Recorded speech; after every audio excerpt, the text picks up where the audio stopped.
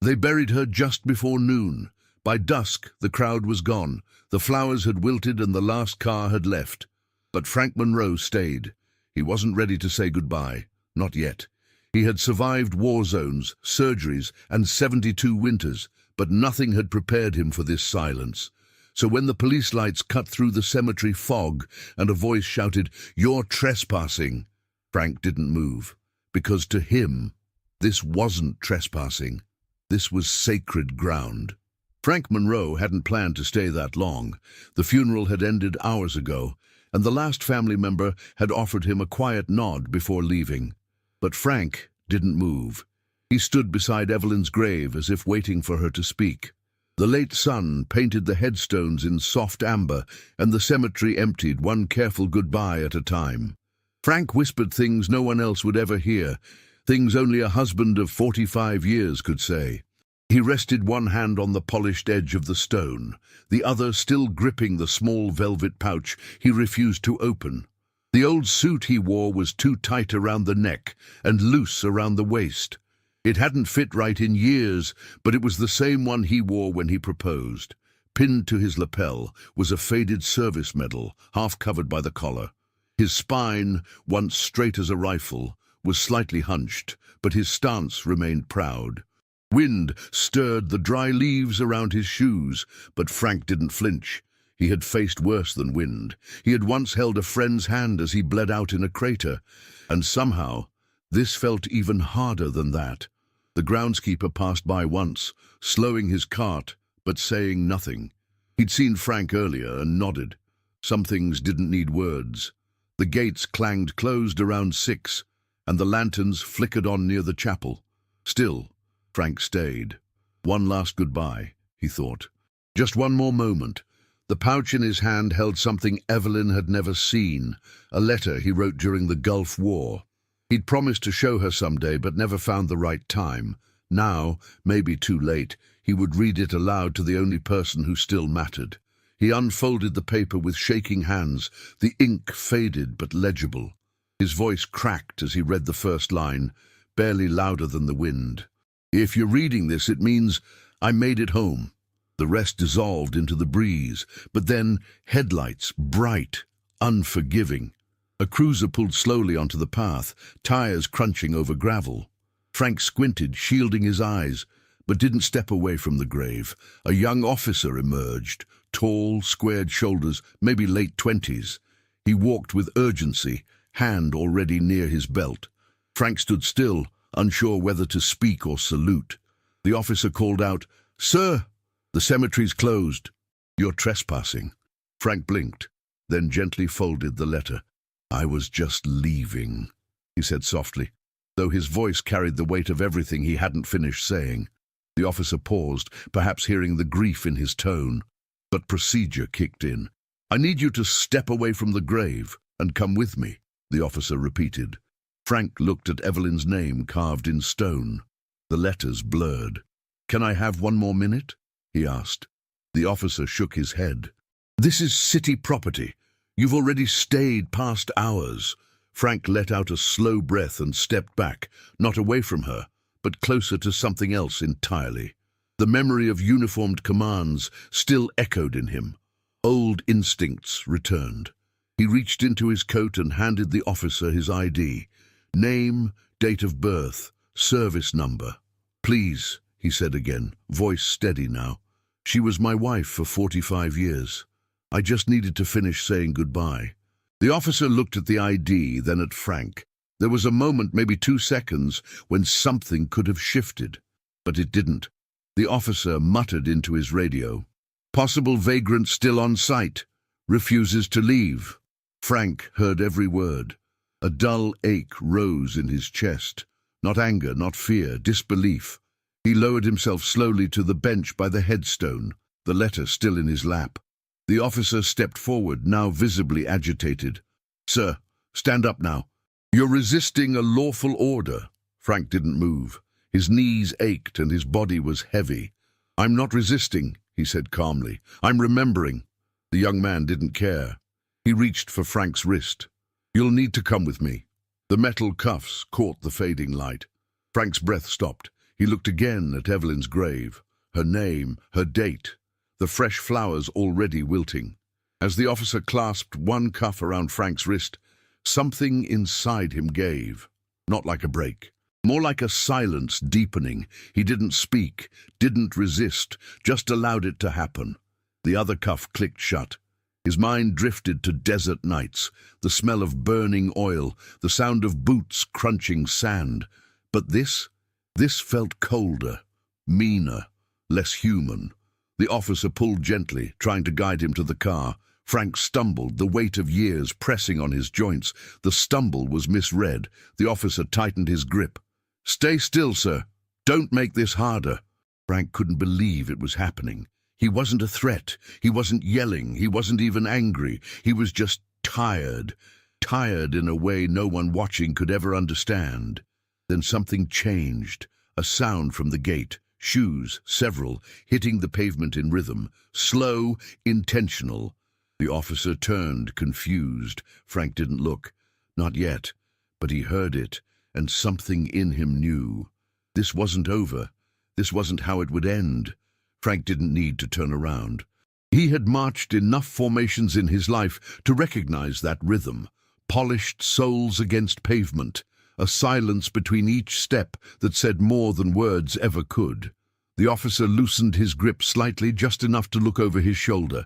And there they were, 6 figures in dress blues, each one with medals shining faintly under the dusk light. They weren't walking fast. They didn't need to. Their presence alone made the world quieter. Tommy Rodriguez led them. 28 years old, active duty Marine, and someone Frank had mentored at the VFW Hall. He knew the old man well, knew about Evelyn, knew what today was. When the call came from a neighbor saying something's wrong at the cemetery, Tommy didn't hesitate. He didn't ask who. He just put on his uniform, and when he arrived, what he saw made his hands curl into fists behind his back. Frank, in cuffs, confused, small, a police cruiser idling beside him like awaiting punishment. And a young cop, barely out of academy, trying to look in control. The Marines didn't raise their voices, didn't demand anything. They just walked, straight, steady, together. The officer froze, unsure of what this meant. Frank slowly turned his head and saw them coming. For the first time all day, his eyes began to well. He wasn't alone. Tommy didn't say a word at first. He looked at Frank, not at the cuffs, not at the patrol car, just into the man's face. And Frank nodded, barely. That was all Tommy needed. He stepped forward slowly and addressed the officer with a calm that felt heavier than any shout. "What exactly is the charge here?" The officer blinked, unsure how to answer. "Trespassing," he said, voice suddenly uncertain. "Refusing to leave after hours." Tommy nodded, slow, measured. "This man buried his wife today. Did he attack anyone? Damage anything? Threaten anyone?" The officer hesitated. "No, sir." "But then why is he in handcuffs?" Behind Tommy, the other Marines stood at attention, silent, a silent jury of men who'd been trained to recognize leadership and to challenge injustice when they saw it. A small crowd had begun to form at the gates, neighbors, veterans, curious strangers. One woman pressed a phone to her ear, another was already filming. The tension shifted, subtle but undeniable. The authority in the scene no longer belonged to the badge, but to the posture of 6 men in uniform. The officer stepped back. He refused to leave. He sat down. Tommy nodded again, because he couldn't stand anymore. He's 72, lost his wife today, and you tasered him. The question didn't need an answer. Frank's wrist bore the marks, red, tight, cruel. His breath was shaky, his hands trembling. But he was upright, just barely. Tommy stepped closer and unlocked the cuffs. The officer tried to object, but one look from the Marine shut him down. "You've done enough," Tommy said, voice low but firm. "We'll take it from here." Frank swayed, and 2 Marines stepped in, gently holding his arms, not restraining him, but supporting him, protecting. The cemetery director arrived out of breath, waving a clipboard. "Mr. Monroe has written permission." he announced to no one in particular. He was allowed to stay past closing today. It's in the funeral file. Everyone went quiet. The officer's face drained of color. Tommy didn't gloat, didn't shout. He just looked at Frank again. "Sir, would you like to continue your goodbye?" Frank nodded, this time with more strength. And the Marines guided him back to Evelyn's grave. One stood watch. One placed the pouch gently in his hand, and Tommy remained by his side, silent, steady, present. The letter was still there, slightly crumpled but intact. Frank opened it and read again, this time not to the wind, but to her. His voice cracked. The Marines didn't move. They stood guard, as if this moment were a battlefield, and grief was the enemy to hold back. Behind them, the crowd grew. Veterans from every branch, people holding flags. One man brought flowers. No one shouted. No one interrupted. They came not for spectacle, but to witness, to honor. The officer who had made the call now stood off to the side, unable to meet anyone's eyes.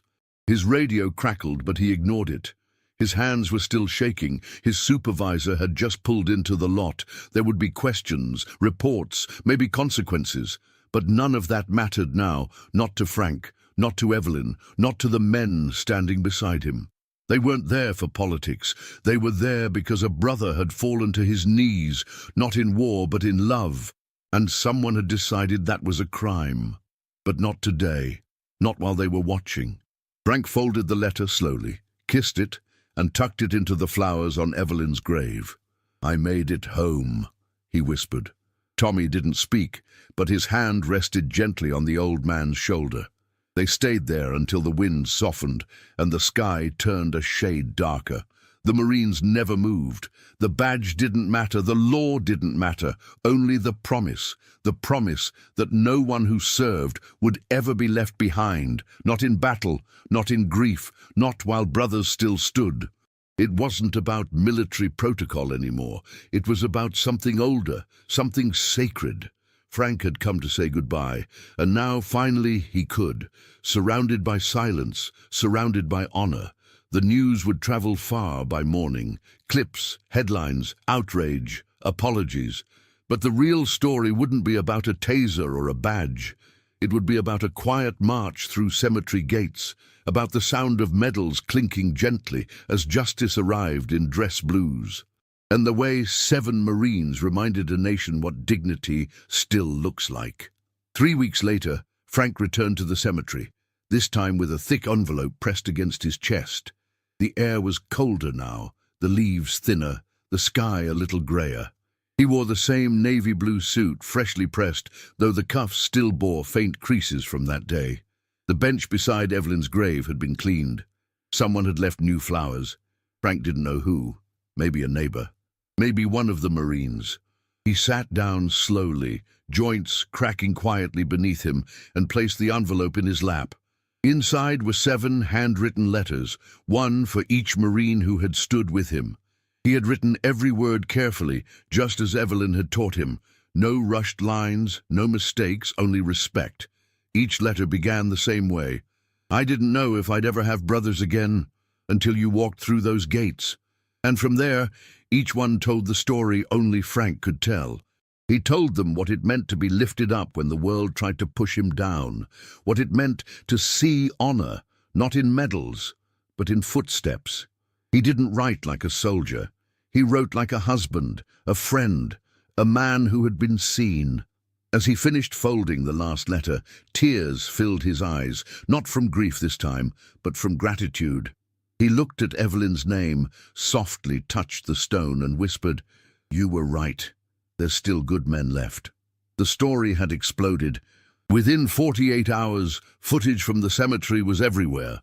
Cell phone videos showed the arrest, the taser, the moment the Marines entered the gates. News anchors argued over policy, talk shows debated police training. But none of that mattered to Frank. He didn't care about hashtags or headlines. He cared that people had remembered what respect looked like. The officer who tased him faced an immediate internal review. His body cam footage was placed under scrutiny. Witnesses gave statements. Veterans sent emails. Some demanded justice, others offered forgiveness. The police department issued a public apology and quietly placed the officer on administrative leave. But Frank never asked for punishment, only understanding.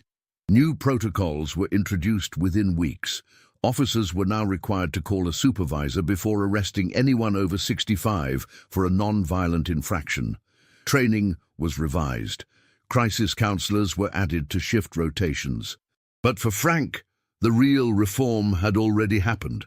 When 7 young men proved that service doesn't expire with age or rank, letters poured into Frank's mailbox, from veterans, from strangers, from widows and children and fellow Marines.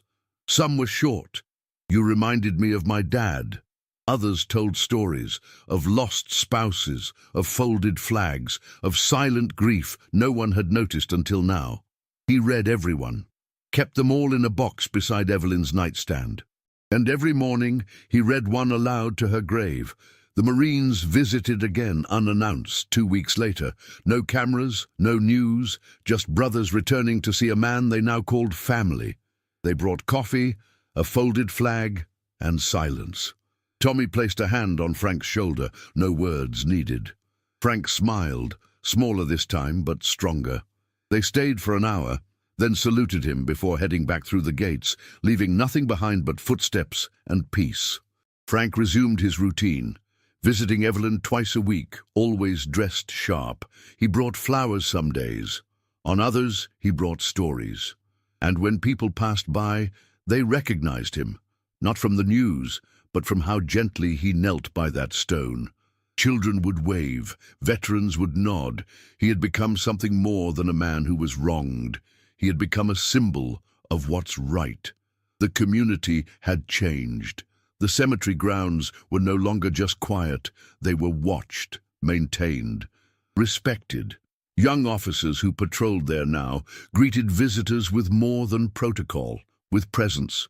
Some had even heard of Frank Monroe before ever meeting him, and when they finally did, they called him Sir. Frank never asked to be a symbol. He just wanted to keep a promise, the one he made at war, the one he made at his wedding, the one he made at the side of Evelyn's hospital bed, when her hands grew cold and her voice began to fade. "Don't let me be alone." And he didn't. Not that day. Not ever.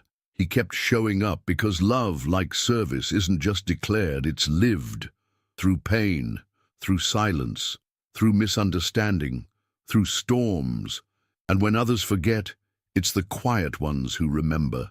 The ones who still stand when no one is watching. The ones who stay after the gates are locked. Frank didn't need a parade. He didn't want revenge. He just wanted to finish his goodbye.